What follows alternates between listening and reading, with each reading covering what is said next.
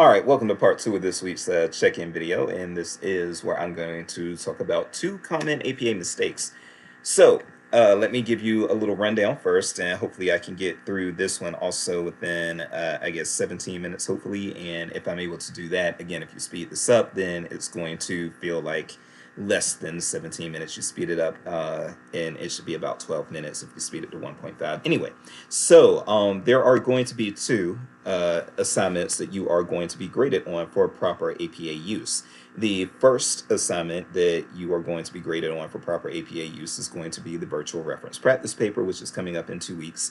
And then after that, the Wikipedia edit paper assignment, that's also going to be one where you are going to be graded for proper APA use. The reason why those are the only two assignments that I grade for that is the following. First of all, in the LibGuide, you're not going to need to create a references list. By the way, I'm going to say this as well, and I'll make sure that this is in an announcement somewhere if it's not in the prompt, but I think I actually added it to the prompt. You are all in grad school now, okay? So you do need to have a references list, and you do need to be citing some sources in the paper that you turn in, okay? That's what grad school is. You are building on the research, the ideas, the scholarship, the theory, the data, et cetera, that other people have put out. So yes, you will need to have a references list, and you will lose points if you do not cite sources and have a references list on your virtual reference practice paper. So be aware of that. But also, yes, because so the reason why these are the only two assignments, though, where you are required to have a references list is because, again, the LibGuide, you don't need to have one because you're not going to have a references list. There's no paper that you're turning in with the LibGuide. As far as the discussions, just to let you know, no, it's good. A lot of you have been doing APA formatting for your discussions, and that's cool. It's a good habit to have, but also it's not mandatory. If you don't do that, as long as you are not plagiarizing, I will not count off on your discussion board prompts, your discussion board posts. I'm sorry, because I do want those to be kind of informal. It's kind of like back in the old days when I actually did in person, on campus library science classes when I was earning my degree. I did not have to, when I was speaking in class, I did not have to speak in class and then give a reference list of what I was saying after I spoke that was going to be graded for proper APA. That never happened when I was in person. So I'm not going to do that to y'all in the virtual space either. What I had to do was I basically had to say, well, according to our textbook, blah, blah, blah, or according to this article we read, blah, blah, blah. That I didn't have to, and that way I wasn't plagiarizing. I was still given the credit, but I didn't have to have a formatted reference list when I was speaking in class. So I'm not going to do that to you all either, okay? And then when it comes to the semester long project, when you all turn that in, to be quite honest with you, the reason why I don't require proper APA formatting for that is because I don't have the time to grade that. So you turn in that semester long project, and those things take a long, and I do mean a really long time to grade, and I have a grading deadline.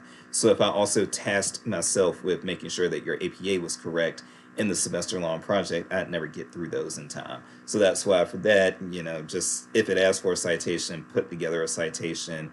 But if you get some capitalization wrong or something like that in the citation, oh well.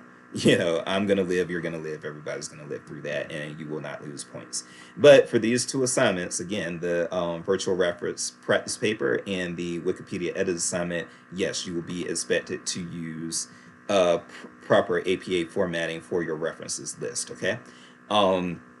Now, again, I'm not able to pause these videos like I would normally do because my software is glitching, and so I apologize for that. So that makes these a little longer, but just bear with me. I'll still try to get through this as quickly as possible. First of all, I don't require you all that something. Yeah, okay. Go back. All right. So yes, I actually don't require you all to buy a style manual for APA. That's overkill. You can get through this class just by using the Purdue OWL. And most of you already know what the Purdue OWL is, but I don't want to assume your knowledge, especially if you're somebody who's coming back to school after being out of school for a while. So for those of you who have been out of school for a while, you can actually just Google APA Purdue OWL or Purdue OWL APA or whatever the case may be. And that's going to bring you to this free resource that's run by Purdue University that actually does a pretty good job. And so You will find sample citations, you will find sample papers, all of that good stuff. And so these, these sample papers can actually be really helpful. You can just download the papers and everything that I don't have. Again, this is not going to pause for me, so I'm not going to spend the time to actually load that and get that up because that's going to make the video too long. You just be sitting there watching it load. But you've got basic rules, you've got various author and authors rules and that sort of thing, and then you've got these boxes that will take you to different resources that can help you format your citations. So this is a really good tool, and it's a free tool, so don't go out there unless you want to. If you want to buy the APA citation manual, or if you want to, if you work in a library, I'm sure your library has it. If you work in a public library or an academic library, I don't know about K-12, but yes, if you have access to it, you can use that if you want, and it's actually a good idea to learn it if you can, but just know that that's not required for this class. I basically just want to see that you can format your citations properly, but formatting your citations properly, which that's your references list in APA, you're actually going to call it references, not bibliography. I think in MLA you call it bibliography, in APA you call it references and that sort of thing. But getting past that, let me talk about these two common APA mistakes that students make all the time. And again, what's going to happen, I know it's going to happen, and I wish it didn't happen because I hate, if it were up to me, everybody would get an A+, but I've got to keep y'all honest, and I have a job to do. It's not my job to just rubber stamp an A+ on everybody. So yes, if you don't do things appropriately, you do have to lose points. And what I'll say is I average between probably like 5 to 8 students per semester in the reference class specifically who just they overestimate their knowledge of APA, and they go ahead and they do the exact things that I'm about to warn you all about now. I have students that do it every single semester because they just bypass, they think they know, they bypass, and even when I give them this warning, they still go ahead and make the exact same mistakes. So there are going to be some of you who aren't watching this in week 3. There are going to be some of you who are actually watching this down in the future because you lost points on the virtual reference practice paper. And I'm going to be like, you just made the same mistakes that I told you not to make. Go back and watch that video. That will help you not lose those points for the Wikipedia edit assignment. And then they watch the video and then they don't make the same mistakes the second time, okay? So that's what's going to happen. I know that's what's going to happen, but I hope you all prove me wrong. If you all, in fact, I'll even put this out as a challenge. If 100% of the people in your section, and I'm not holding both sections to this, but if 100% of the people do this correctly in your section, what I will do is I will actually give you 2 free points on the final, on the semester long project. I will allow you to answer 16, or well, yeah, I will give you 4 fewer questions to answer on the semester long project. Everybody will start out with 2 points, okay, of extra credit, and that way that will probably knock off a whole week's worth of work if you're doing like 4 questions a week, okay? So I say that to say, yes, please meet the challenge, but I'll let you know if it happens or not. So anyway, let's go to the first common mistake. The first common mistake is this. And by the way, if you go into the basics, you will see, again, just kind of like so you've got like kind of a summary and paraphrase there. That's good information to know. That's actually not what I was going for, though. So let me go back into, and this is why I wish I could pause and go back, and why I wish this recording software wasn't glitching on me. But basic rules. Okay, let's go into that. I got it, man. I got it. Okay. So, basic rules. And this still isn't what I want. Gosh, I hate this. Man, I wish that recording software were working right. Let me just go into authors and into the authors tab, and then you'll see exactly what I'm talking about here. Okay, this is what I want. So this is one of the common mistakes right here. And first of all, this is kind of showing you how you would format things. So and you'll see as you go into these different source types, as you go into books and go into periodicals and go into internet sources, you will see sample citations. So that is a starting point. You can actually use these sample citations here and just kind of format based on what you see in the sample citations. But the things that I want to make you aware of, these two common mistakes. The first common mistake is this: we do not in APA, we do not, and we're using APA 7 by the way, not APA 6, but in APA 7, you do not write out the given names in the references list, okay? So when you put that references list together, even if you know the first and middle name, you don't write those out. You will see throughout that these are going to be initialized the entire time. So for instance, my name is Jason Kelly Alston. If you were putting a references list together and you were citing something from me, you would put Alston, comma, J period K period, okay? And you're going to see, even if you know that my given names are Jason Kelly, you still would not. I'm part Irish. That's why that's a true story. That's why I had that Irish sounding name there. But yes, so if you are doing this, even if you have access to those first names, that first name and that middle name, you do not write those out. You initialize, okay? So when you're turning it in, if you have something, let's say this is Samuel Ahmad, instead of writing Ahmad, comma, Samuel, they have Ahmad, comma, S period. And you will see as I go down through this page, again, never are they writing out the given names. It never happens. T, JJ, AA, all of that. And even as we go down further, more than 20 authors, hopefully you will not have anything like that, because that is hell to actually put that together. But even if you have more than 20 authors, you will see not one time do they write out the first name and middle names in the references list. They are always initialized. And I am going to go down this entire page so that you can see that. Well, up to there. Now, when you actually get to things like corporate authors, of course, things like that change. You write out your corporate authors and that sort of thing. And this will give you guidance on unknown authors and that sort of thing, too. And things for the works, if you have two or more by the same author, it tells you how to deal with all of that. So yeah, look that over, but just know, and I know that no, this mistake isn't made as commonly as the second mistake that I'm going to go over, but still I know at least one or two of you're going to write out the full first name or the full middle name or something like that, and you're going to lose points for that. I'm just keeping it real.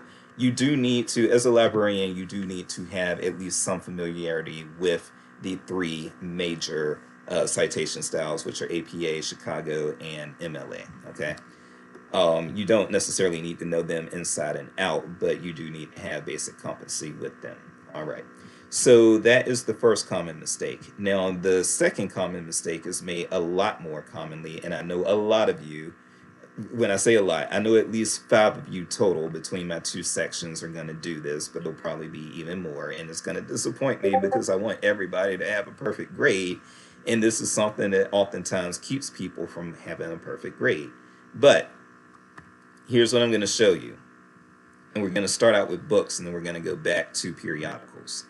But when you are doing, and you have the format here, when you are doing and this is easiest for books, when you are doing the title of a book, you do not capitalize the same way you would normally capitalize in standard English. And that's something that students just miss all the time. You would not capitalize the same way you would capitalize in normal English. So if you have a title of a work, if you have the book title here, the only words that you capitalize are the first word of the title, the first word of the subtitle, and any proper nouns, and that is it. So you will see, and I'm going to go down through this so that you can see examples of this. What is italicized when you're working with a book, what's in italics is the title of the book. So here we've got the title of a book. You've got Alexander the Great, A Life and Legend. In normal English, yes, you would capitalize life and you would capitalize legend. But as you can see, those are lowercase here. Now, Alexander the Great is capitalized because this is a proper name, proper noun. But even in a proper noun, the article is actually, so if you have or the, that's actually still going to be lowercase. But Alexander the Great, you will see that Alexander is capitalized because it's both a proper noun and it's the first word of the title. But you will see that great is also capitalized because Alexander the Great, again, is the entirety of the proper noun. And then you will see A is capitalized here because that's the first word of the subtitle. But then life and legend, lowercase. And as we scroll down, we're going to see more and more of that. Here we have two authors here, but this is our book title, A New Companion to Mallory. And as you can see, new and companion are lowercase. Mallory is a proper noun, so that is capitalized. And you will see this as we go down. The further we go down, you will see that more and more and more. All right, so writing your journal article in 12 weeks, a guide to academic publishing success. You see that writing is capitalized and you see that A is capitalized, but your journal article, 12 weeks, lowercase, academic publishing success, lowercase. And as you scroll down, it's the same thing. All right. So please follow those directions. And I know some of you are going to miss it. That's just the nature of the beast. But again, you will, if you don't get it right the first time, you'll get it right the second time because you'll lose points the first time. All right, now articles and periodicals. These actually get a little funky, so I am going to go down through this. By the way, your periodicals, for those of you who don't know, I won't assume that everybody knows. A periodical is a newspaper, a magazine, or a journal. Basically, it's something that comes out periodically and has like volume and issue numbers and that sort of thing. That's going to be your periodicals, okay? And so I believe they're going to start with journals, but you have your basic format here. But the thing is, that rule only applies to the article title, not to the periodical title. So we will scroll down and I will make I will show a few examples to show what's going on here. So what we saw for book titles, we also see that for article titles. As you can see here, the eclipse of listening. As you can see here, the only word that is capitalized is the, but eclipse and listening are lowercase. However, this is your article title, and your article title will not be italicized, but your periodical title will be capitalized. So your periodical title is actually going to follow those standard English rules. So as you can see, the new criterion, all of those words, all three of those words are capitalized, okay? So I know that can be confusing, but that's where you have to have detail orientation. And trust me, if you're going to be working in libraries, yes, you do need proper detail orientation. Cataloging is going to really teach you all that, okay? So, just know that you might think I'm being nitpicky, but when you get to cataloging class, they're really going to be on your behind about that. So I'll scroll down and show a few other examples. I'm sorry that this video is, in fact, going over how much I wanted it to go over. It just really handicaps me to not be able to pause these videos. But so again, your article title, which is not italicized, these are both journals. So article title, not italicized. I'll highlight this and show you. Yeah, data is capitalized. Negotiating is capitalized, but all these other words, experience, design, community oriented, digital, research, service, learning, all of those are lowercase. And then when it comes to your periodical title, Purdue Journal of Service Learning and International Engagement. As you can see with the periodical title, that's following the standard English language rules. So yeah, and is lowercase, but all your major words, Purdue Journal, Service, Learning, International, and Engagement are all capitalized. And the same applies for the other types of periodicals. We did start out with journals, but magazines and newspapers are the same way, okay? So Time Magazine, even if you have a magazine that has more than one word in it for the title of the periodical is Time, and yes, that's capitalized. This is your article title, Better Late Than Never. Better is the only word that's capitalized. Late, than, and never are all lowercase. And then, as you can see, they're not writing out those first and middle names. Articles in newspapers, the name of this newspaper is The Country Today, and as you can see, all of those words are capitalized, but when you get into the article titles here, again, you see that same rule. Calls is capitalized, but made, strengthen, state energy policies, those are all lowercase. So that's a little different from standard English, okay? And you have to keep that in mind. And I will be looking out for these. Now, I'm actually going to give you a little bit more grace when it comes to other types of electronic resources. So, um, you're going to see a whole lot of just stuff going on when it comes to these various types of electronic resources. And we don't have time in the check-in video for me to really explain all of this. That's why I'm just like, yeah, with your other check-in videos, your website, I mean, not your other check-in videos, with your other types of electronic resources, if you're citing those, you're not going to see me applying the same rigor to if you get this right or wrong, because it does get more difficult. Web pages and pieces of online content, they get a little more tricky as you go along, okay? So I'm not going to be as adamant with the things that are not either periodicals or books, but still try your best to follow the directions that you see here in the Purdue OWL, or if you have access to and prefer to use the manual, follow the directions that you have there. Okay, I do hope you sped this up, and again, I'm sorry I couldn't pause this. Again, I hope that ScreenPal will get back to me by the time we are ready to record for week number 5. But for right now, and again, no check-in video next week in week 4, because we have that sync session. But until then, this is pretty much it, and I'm sorry that these check-in videos are longer than ideal, but again, I can't pause, and there's nothing I can do about that until ScreenPal helps me actually get my software back working the way that I want it to work. Anyway, I am Dr. Jace, and I really, really wish that either my check-in software was working correctly or it was something that I could replace.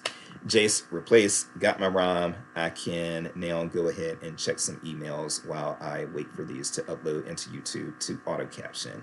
I will see you all in that sync session next week. There will be reminders and a link coming to you all. Thank you all, and God bless.